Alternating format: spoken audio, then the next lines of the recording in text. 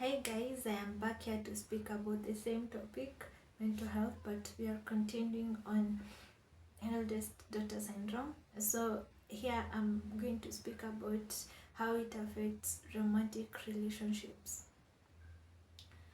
You find that when someone has the eldest daughter syndrome, they will give more than the other partner. They will feel they need to parentify themselves, like to make themselves the parents to the other partner, even when the partner is not when he or she is giving or providing. You feel that they feel they need to make sure that everything is okay, everything is going right. They become like parents to the other partner, which becomes so difficult for the other partner as well, not just for the person who is giving, because you can only imagine being in a relationship with someone who is telling you what to do all the time, telling you, correcting you all the time. I know these things happen to us, and I know these are things that sometimes you don't want to talk about, and you don't know how to speak about them, because you might hurt the other person. You might not necessarily end up being the person they expect you to be. So yeah, but you realize that when someone has that syndrome, they become overgiving, not just to their siblings but also to their family, their own families and their own spouses. You find that someone is not even having time to take care of themselves, but they will make sure everyone else around them, including their lovers or their husbands or their spouses, is okay, without putting their needs first. You realize this is common with women a lot more than it is with men, because women also have the responsibility that they have placed on themselves, that they are the one who put the marriage together. So most of the time they break themselves at the cost, they take care of everyone at the cost of their own self. For instance, let me say an example. You might find a woman will make sure that the husband's clothes are ironed, they are clean, the shoes are clean and tidy, and then they will also never do anything like that for themselves. They will cook the best meals for their kids. They will never ever want to cook or even buy themselves, not even a pizza. A pizza becomes another language in their world. And you find that the person wants to become a parent. Wherever they go, they want to control. They want to make sure that things are running the way they want. They feel that everyone else around them or around there is under them. They don't feel like the other person has sometimes they might even not give the other person a voice. You understand? You feel like the other person should listen to you because you're the mother or the father, and if you go against that, they become so angry. And when you become angry, they feel like it's now their fault that you were not able to listen to them. They feel they need to keep things going, to keep things okay in their relationship. That is how the romantic relationships are affected by the eldest daughter syndrome. However, all hope is not lost, because we always have to make sure that our mental health is in order. So this is how you're going to make sure that your mental health is okay even when you have the eldest daughter syndrome, because there's a way to cope with it, there's a way to deal with it. I'm telling you this because I'm also still learning on how to stop being this over caring, over loving, I am learning to put myself first, because some of the symptoms that we talked about in the other video, I am telling you, I think I checked all of them. So I know and I understand that we really need a way to cope with such issues. So the first thing that you can do, you need to start practicing self-attunement. This is where you give yourself time, you make sure that you spend time with yourself. For example, if you need to go to buy yourself shoes, make sure you buy yourself shoes. If you feel that you want to go and have a nice drink, go and have it. You don't have to worry about what the other person is feeling. Well, you're not going to do something that is hurting another person's feelings, but you make sure that you're happy. You make sure that you're okay. Clap for yourself when you achieve something. Do not beat yourself down. Girl, you've come so far. Boy, you've grown. So you have to make sure that you're loving yourself first. You're putting yourself on the pedestal. Let me use that word.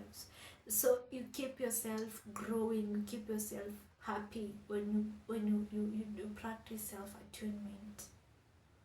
That is celebrating yourself, telling yourself thank you, or rather something that people used to say, wacha niambie mwili pole. Go and make yourself happy. Yeah, that is the first way to cope with it. For instance, let me give you an example.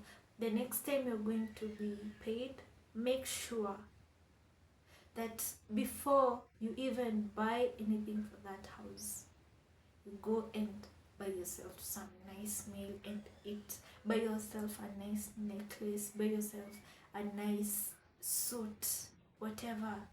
But make sure you take care of yourself. You attune yourself.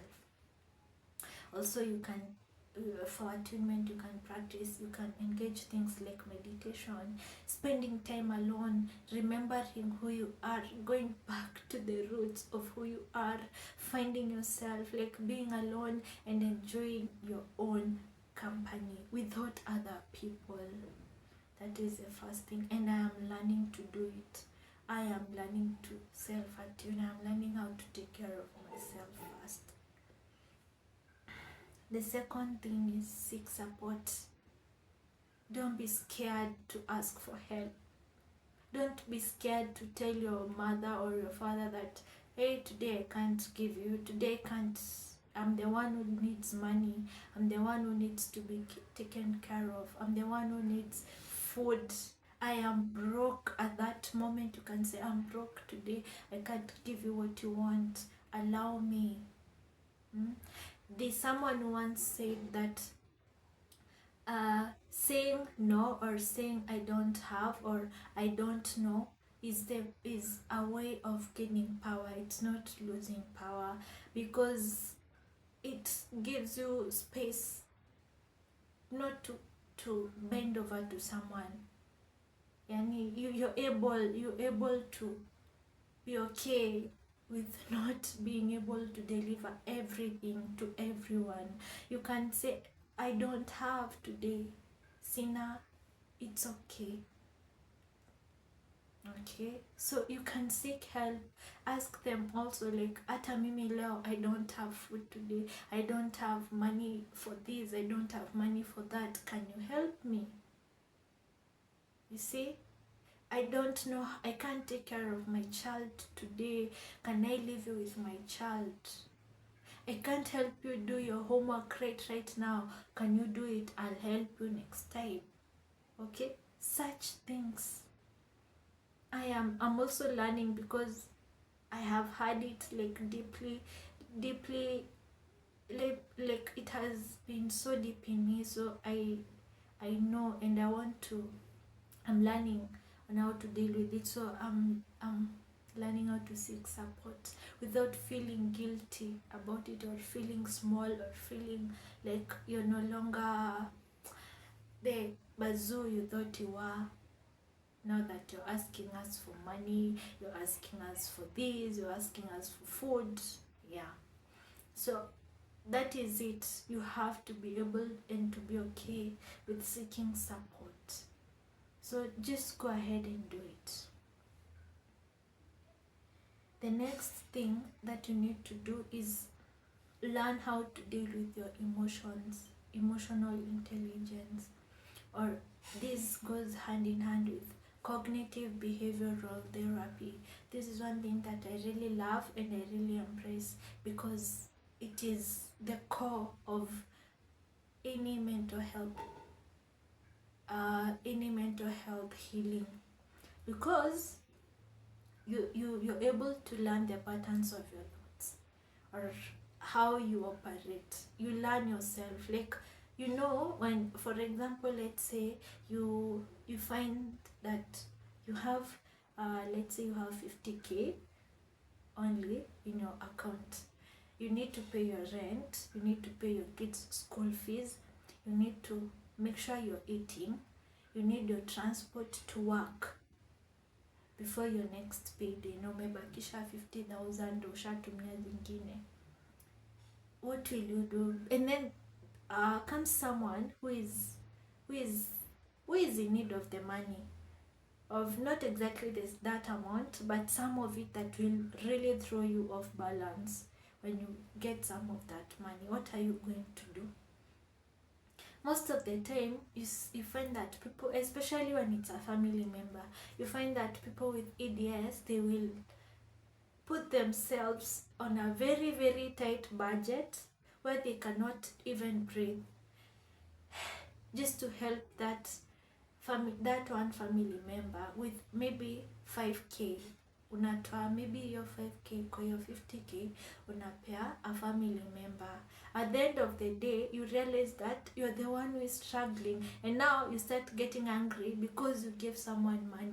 When you, let's say in future, you ask them for some help, not even financial, maybe you want them to watch over your child for a few hours when you're gone, but they can't. They tell you, I can't. They honestly tell you, I can't, I'm busy, I'm doing this, blah blah blah. But you become angry. Why? Because you feel that you supported them when they needed you, but they didn't support you when you needed them. So you find that at this point, you become, you could have used something like cognitive behavioral therapy, because it could help you identify the thought patterns. Most of the time, someone tells you this, you feel like it's my responsibility to make sure everyone is okay, and then they start probably crying or asking for it over and over, and you go like, oh my god, there's no one else who can help them. Not really.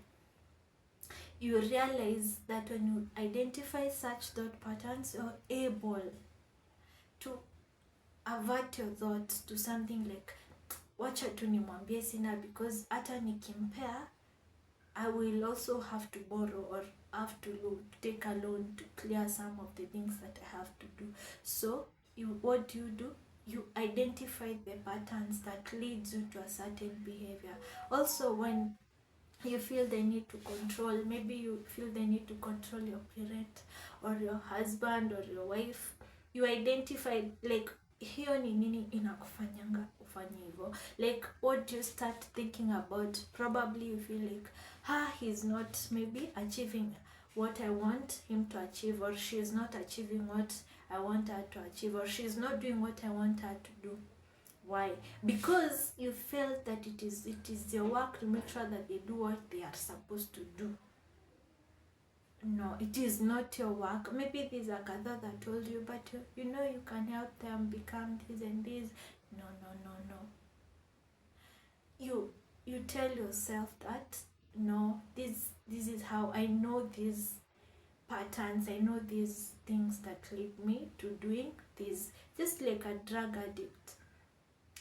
The way a drug addict behaves, there are patterns that leads them to what they do. So you make sure that you identify the patterns. That is cognitive behavioral therapy. What patterns lead to a certain behavior. So when you're able to deal with that, you're able to ensure that you do not overdo things. You can control or cope up with the eldest daughter syndrome. Okay, so that is it. So we've said you need to be able to engage in self-attunement, engage in cognitive behavioral therapy, and also you can engage support. You can look for someone to support you.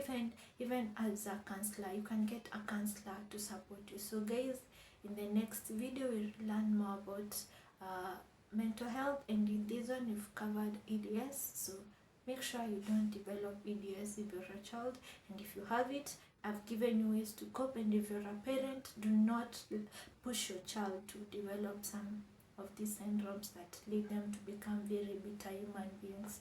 So see you in the next video. Keep sober, keep okay. Let us keep growing, and let us keep becoming better parents. Bye.